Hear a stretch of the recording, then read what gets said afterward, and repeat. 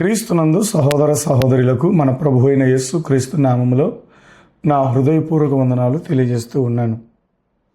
ప్రతిదినం ప్రభు మాట అనే కార్యక్రమానికి మిమ్మల్ని ప్రేమపూర్వకంగా ఆహ్వానిస్తూ ఉన్నాను.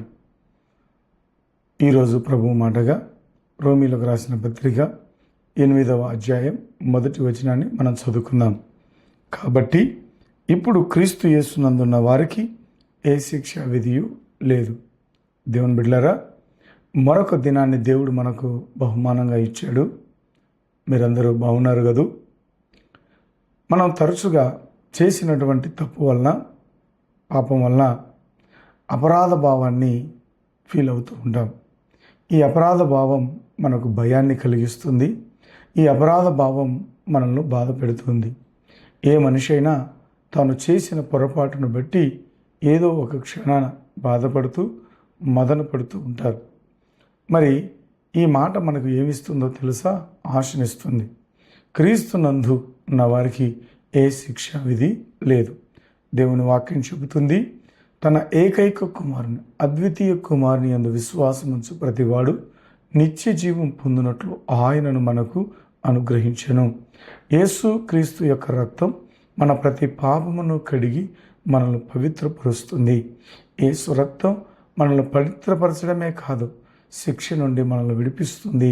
నిత్య జీవానికి నిన్ను నన్ను వారసునిగా చేస్తుంది. కాబట్టి ఆ క్రీస్తునందు గనక మన విశ్వాసం ఉంచగలిగితే నిత్య జీవాన్ని స్వతంత్రించుకోవడమే కాదు, శిక్ష నుంచి విడుదల పొందుతాం. ఈ మాట మనకు అర్థం కావాలి అంటే ఒక చిన్న ఉదాహరణను మీ మధ్య చెప్తాను. ఒకానొక రోజు రవి అనేటువంటి డెలివరీ బాయ్ తన వృత్తి క్రమంలో డెలివరీ చేస్తూ ఉన్నప్పుడు ఓ 50,000 వస్తువును డ్యామేజ్ చేశాడు. తన పొరపాటు వలన జరిగిన నేరానికి యాజమాన్యం రవిని పిలిచి ఈ 50,000 నీవే ఖచ్చితంగా కట్టాలని చెప్పారు. కట్టకపోతే నీ జాబ్ నుంచి నిన్ను తీసేస్తారన్నారు. దానికి రవి తను చేసిన పొరపాటు వలన తన ఉద్యోగం పోతుంది, ప్లస్ 50,000 కట్టాల్సిన పరిస్థితి తనకు ఏర్పడినప్పుడు తాను చేసినటువంటి అపరాధ భావానికి తాను కృంగిపోతున్నాడు, ఎంతో వేదన చెందుతూ ఉన్నాడు. అలాంటి సందర్భంలో మరొక క్రైస్తవ సహోదరుడు, స్నేహితుడు తన దగ్గరకు వచ్చి తానున్నటువంటి డిస్ట్రెస్లో ఉన్నప్పుడు తనను చూసి, కృంగిన స్థితిని చూసి ఒక మాట చెప్పాడు. ఏంటి ఇలా జరిగిందంటే తాను చేసిన పొరపాటును గురించి, తన అపరాధం వల్ల జరిగిన నష్టాన్ని వివరించి ఆ మనోవేదనను చెప్పాడు. అప్పుడు ఆ వ్యక్తి ఇచ్చిన సలహా ఏంటంటే, క్రీస్తు యేసునందున్న వారికి ఏ శిక్ష విధి కలగదు అని చెప్పి తనను మందిరానికి తీసుకుని వెళ్ళాడు. మందిరంలో ఈ పశ్చాత్తాపాన్ని గురించి వాక్యాన్ని విని తన జీవితంలో పశ్చాత్తాపడ్డాడు. క్రీస్తులో తాను పొందినటువంటి ఆ వేదనంతా కుమ్మరించాడు, పొరపాటును ఒప్పుకున్నాడు. అంతేకాదు తన కొరకు ప్రాణం పెట్టిన, రక్తము చిందించిన క్రీస్తును హృదయపూర్వకంగా విశ్వసించాడు. ఆ క్షణమే తను గ్రహించాడు, తన మీద ఉన్నటువంటి అపరాధ భావం, తనలో ఉన్నటువంటి భయం తన నుంచి విడిచిపెట్టడం గమనించాడు. గమనించి ఆ రోజు సంతోషంగా మందిరం నుంచి ఇంటికి వెళ్ళాడు. దేవుని బిడ్డలారా, 2 రోజులు అవ్వగానే కంపెనీ నుంచి ఫోన్ వచ్చింది, నువ్వు త్వరగా వచ్చి జాయిన్ అయిపో, నీ యొక్క నష్టాన్ని మరొక కస్టమరు యథార్థ హృదయంతో భరించాడని. తను అప్పుడు అర్థమైంది క్రీస్తు యొక్క ప్రేమ. తను చేసినటువంటి నేరానికి ఎప్పుడో వెల చెల్లించారు. ఎవరో వెల చెల్లించారు, ఎవరో కాదు, క్రీస్తే తన కొరకు వెల చెల్లించాడన్న సంగతి అర్థమైంది. ఈ మాటలు వింటున్న ప్రియ సహోదరి సహోదరుడా, నా జీవితంలో మనము చేస్తున్న ప్రతి పొరపాటుకు, పాపానికి క్రీస్తు ప్రభుల వారు ఎప్పుడో వెల చెల్లించాడు. మనను శిక్ష నుంచి తప్పించడం కొరకే ఆయన 2000 సంవత్సరాల క్రితం భూలోకానికి వచ్చి శిలువ మరణం పొంది చనిపోయి పాతిపెట్టబడి తిరిగి 3వ దినాన లేచాడు.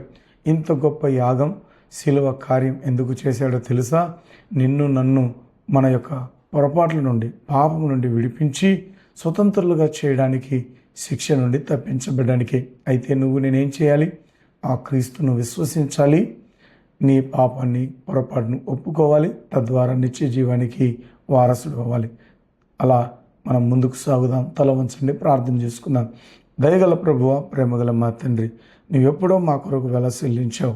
నీ యందు విశ్వాసం ఉంచడం ద్వారా మేము శిక్ష నుండి తప్పించబడతాం, తీర్పులోనికి రాము అని తెలుసుకుంటున్నాం.